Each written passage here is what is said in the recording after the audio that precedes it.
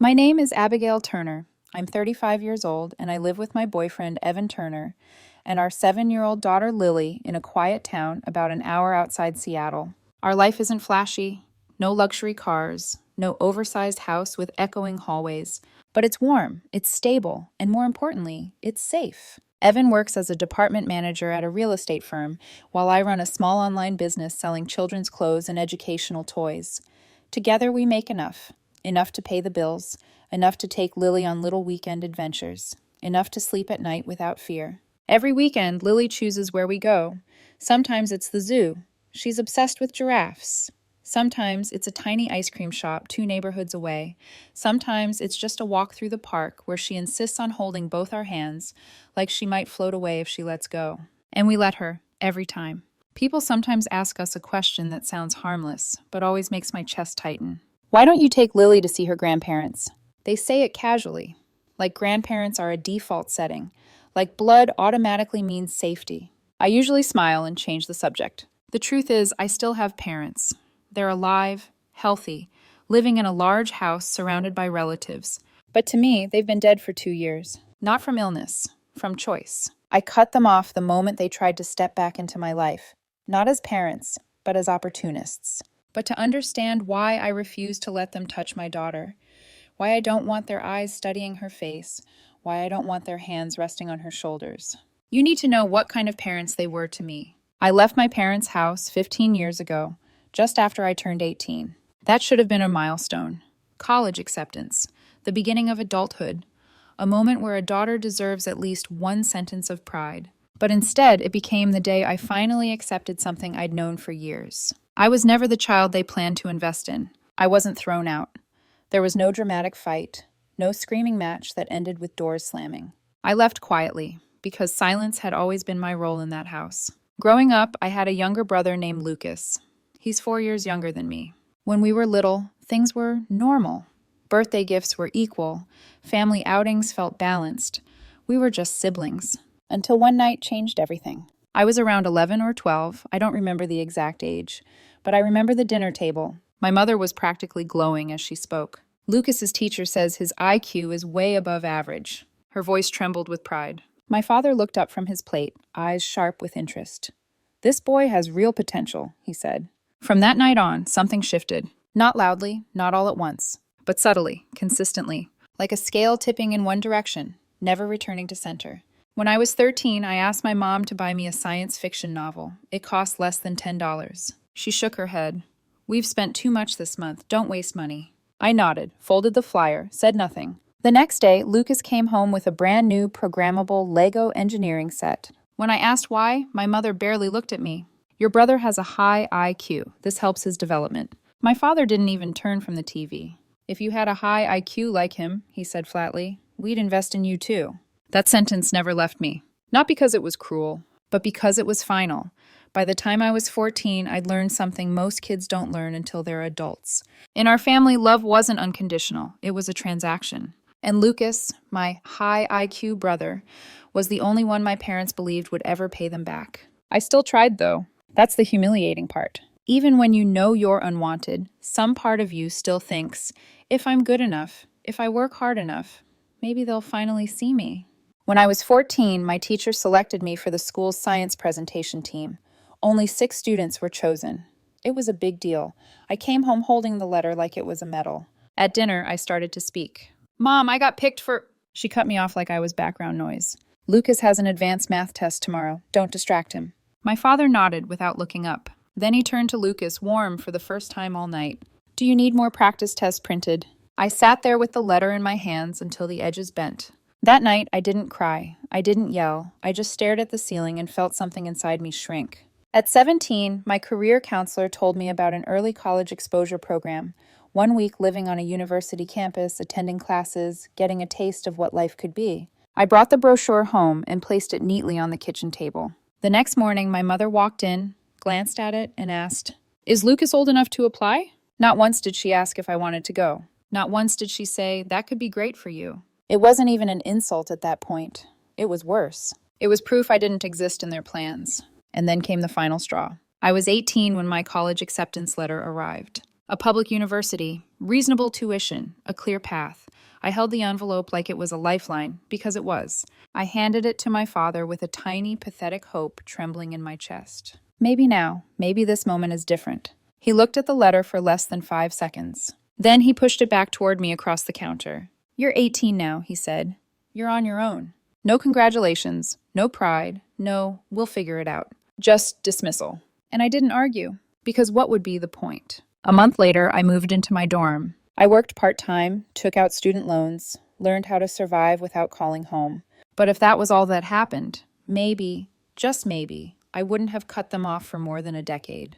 The real break happened at Christmas. It was the first Christmas after I left for college. 4 months had passed since I moved out. In that time, my parents never called. Not once. So when my phone rang and my mother's name appeared, my heart did something stupid. It leapt. Her voice was flat, almost bored. "Come home for the family party." That was it. No, "How are you?" No, "Are you eating?" No, "Do you need anything?" But I didn't care. Because I wanted to believe. I wanted to believe silence meant regret.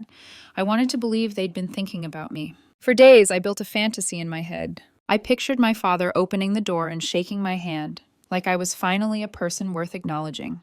I pictured my mother asking if I'd been sleeping enough, if I'd been okay, if I needed help. I even pictured them saying the words I had waited my entire childhood to hear. We were wrong. So I went. I bought a bottle of wine with money from my part-time job, $30 on an Oregon Red, because I once heard my father mention he wanted to try one. It wasn't about the wine. It was about me still trying to earn a place in their house. I arrived earlier than my mother told me to, partly to avoid traffic, mostly because I couldn't stand the anticipation. Only a few guests were there. The house was quiet, still preparing to become loud. I stepped inside, and the smell of familiar furniture polish hit me like a memory. As I walked down the hallway toward my old room, I heard voices. My father, and my Uncle Caleb, my father's younger brother. The living room door was slightly open. I wasn't trying to eavesdrop. But then I heard my uncle say, "I heard Abigail had to take out student loans and work part-time to pay for college. Why wouldn't you help her?" There was a pause. Then my father answered, calm as if he was talking about the weather. "I only invest in kids with high IQ." My breath stopped. And before my brain could catch up, he added, lower, more certain. "This family only needs Lucas. As for Abigail, she can leave and never come back." It was so clean, so confident, like he'd said it 100 times in his head. My fingers went numb. I don't remember deciding to move. I don't remember taking a step. All I remember is the bottle slipping out of my hand. It hit the hardwood floor and shattered. The crack echoed through the house like a gunshot. The voices stopped. Uncle Caleb turned first, his face tightening in panic. My father looked at me, and his eyes held no surprise. Just irritation. Like I was an inconvenience. Then he said coldly without blinking, "Low IQ and clumsy too, clean that up." I stood there, staring at him, and something inside me went very quiet. Uncle Caleb snapped. He stood up so fast his chair scraped backward. "What the hell are you saying, Austin?" He didn't even try to soften the blow. He stepped toward me, voice lowering. "Abigail, listen, your dad's he's messing around. Don't take it to heart. Come on." He reached for my shoulder, trying to guide me away like you guide someone out of a fire. But I didn't move. I gently pulled away and said, "Steady." "I'm fine." Then I looked at my father. And for the first time in my life, I didn't look at him like a daughter begging for approval. I looked at him like a stranger who had revealed his true face. "If that's how you feel," I said, "then I'll stay out of your sight from now on. Just the way you want."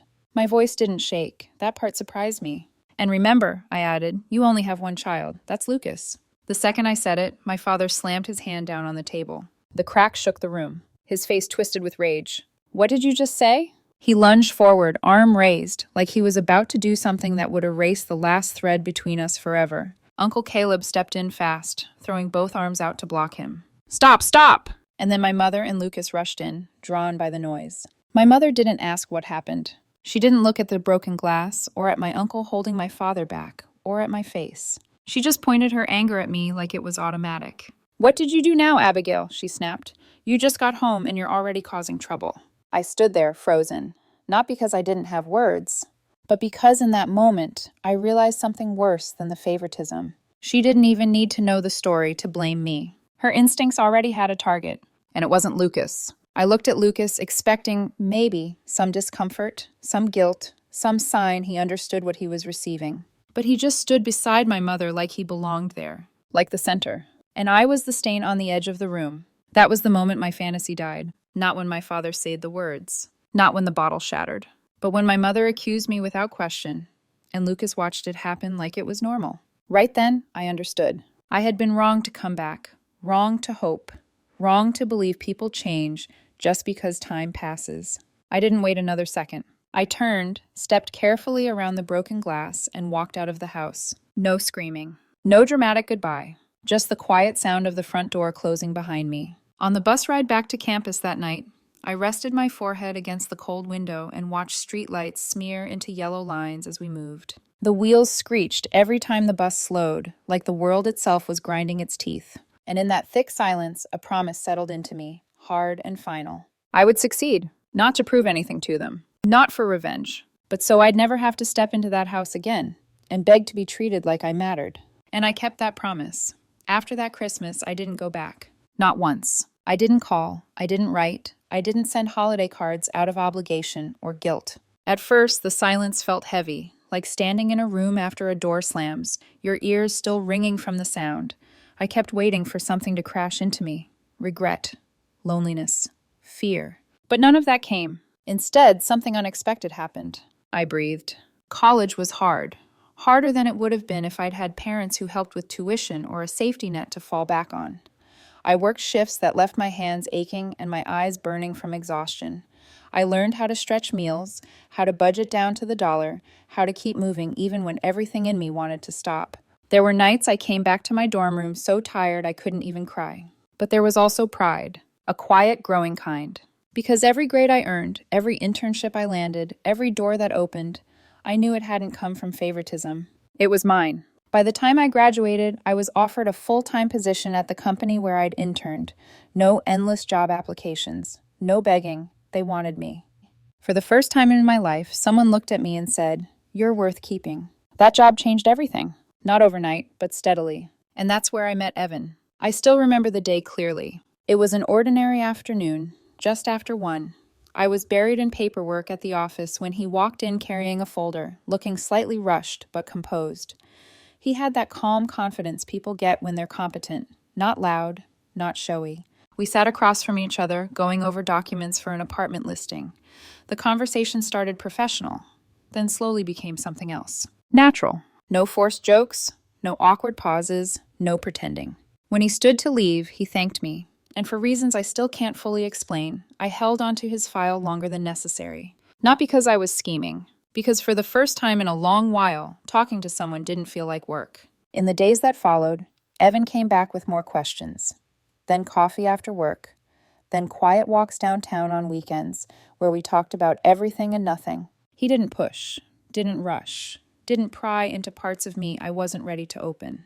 And I didn't either. 2 months later, we started dating. 2 years after that, we moved in together. Being with Evan was peaceful. That word used to scare me. Peace felt unfamiliar, almost suspicious. But with him, peace didn't mean boredom. It meant safety. When we got married, the ceremony was simple. Close friends, family from his side. Laughter that didn't feel forced. No one from my family was there. Not because they couldn't come, because I didn't invite them. The only person I told was Uncle Caleb. He came alone, shook my hand firmly, looked me straight in the eye. "Now you've got a real family," he said. I believed him. A year later, Lily was born. Nothing prepares you for the moment you hold your child for the first time. The weight of her, the warmth, the terrifying realization that someone this small trusts you with everything. Our routine shattered. Sleep disappeared. Days blurred together. But the chaos was warm, full. And slowly, without me noticing, Lily and Evan became a shield. Soft but strong, covering the memories I'd spent years trying not to touch. I thought the past was done. I truly did.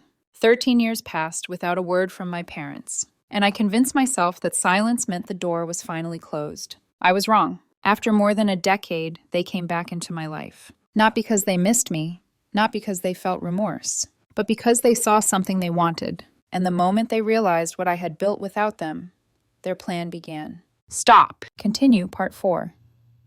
When the past knocks at your door. It started on a Sunday morning, one of those rare mornings where everything feels unhurried. Evan was packing snacks for a picnic. Lily was on the floor, lining up her stuffed animals like they were about to attend a very serious meeting. I was near the door, digging through my bag for the car keys, half listening to Lily explain which toy was in charge. Then the doorbell rang.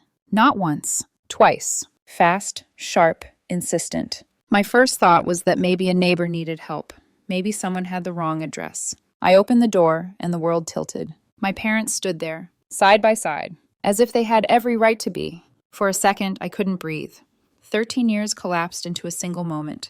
The hallway felt too narrow, the air too thin. Before I could say anything, my mother smiled. Wide, bright, rehearsed. "Hi, Abby, it's been so long," she said. "Can we come in?" Every instinct in my body screamed no. Shut the door. Protect your family. Don't let them cross the threshold. But Lily's laughter floated in from the living room. So I stepped aside, not because I forgave them, but because I refused to create a scene in front of my child. The moment my mother saw Lily, her eyes lit up like she'd won something. She crouched down immediately, voice syrupy sweet. "So this must be my granddaughter," she cooed. "I'm your grandma." Lily froze. She didn't smile, didn't respond. She ran straight to Evan and clung to his leg, burying her face against him like instinct had already made a decision. Evan rested a hand on her back, steady and calm. My mother's smile faltered, just for a second. We sat in the living room, the space suddenly too small for the people inside it. My parents acted like nothing had happened, like 13 years of silence didn't exist. My mother spoke first, folding her hands neatly in her lap. "Christmas is next week. We wanted to invite you and your family. Everyone's been asking about you." I looked at her, really looked. "I'm not going," I said. "That house has everything it needs. Lucas." Her expression tightened, then smoothed out again. "You're still holding on to the past," she said gently. "We were a little harsh back then, but can't you just let it go?" I said nothing. She continued undeterred. "Your relatives want to meet Evan, and Lily deserves to know her grandparents." I finally spoke. "I'll think about it." Then I stood. "If there's nothing else, you should go. We have plans." They didn't argue. Polite smiles stayed in place as they stood and walked toward the door. Right before leaving, my father glanced around the house. "Nice place," he said. "Must have cost a lot. We're proud of you." I didn't answer, because his words felt hollow. 5 minutes after they left, my phone buzzed. Uncle Caleb. I answered immediately. "I'm sorry, Abby," he said quietly.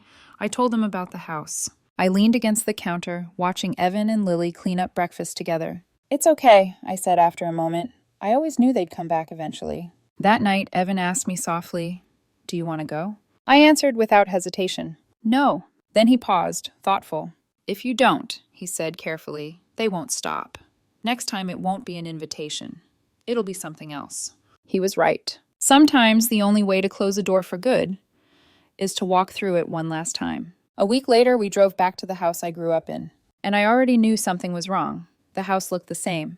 That was the first thing that struck me as we pulled into the driveway, how unchanged it was. Same paint, same hedges trimmed into obedience, same front door that once made my stomach twist every time I walked through it. But I wasn't the same. Not anymore. Most of the extended family had already arrived. Cars lined the street. Laughter drifted through the open windows. From the outside, it looked like any other warm holiday gathering. Uncle Caleb came out first. He didn't say anything, just took my hand in both of his and squeezed it tight. It felt like a warning, or maybe reassurance. My mother rushed over the moment she spotted Lily. "Oh, sweetheart," she exclaimed, bending down with exaggerated affection. "Come give Grandma a hug." Lily hesitated for half a second, then stepped back and wrapped both arms around Evan's leg instead. The message was clear. Inside, relatives greeted us politely. Some warmly, some awkwardly. I smiled when required, spoke when spoken to. I stayed alert. Lucas arrived late, one hand in his pocket, the other extended toward Evan in a lazy handshake. "Welcome back, sis," he said, smirking. I didn't take his hand. 30 minutes later, the party was in full swing. Music played softly. Plates filled and emptied. Wine glasses clinked. Lily danced near the coffee table, humming melodies she didn't know, carefree and bright. I watched her, and a cold unease settled into my chest. It was the same feeling I'd had as a child, the sense that something bad was coming, and no one else could feel it yet. Then my mother stood up. She walked to the speaker and picked up the microphone like it belonged to her. The room quieted. She smiled at everyone. "Thank you all for coming," she said. Applause followed. Then her eyes found me. "We're so happy to have our eldest daughter, Abigail, back with us after more than a decade away. She's been working so far from home." I let out a short, humorless breath. Working far from home. That's what she called being emotionally exiled. She continued, voice swelling with pride. Abigail is 33 now, and she's truly made us proud. She recently bought an $800,000 home without borrowing a cent. Applause erupted. People turned to look at me. Some nodded approvingly, others whispered. I didn't move. Then my mother raised her chin slightly. But what we're most proud of is her sacrifice.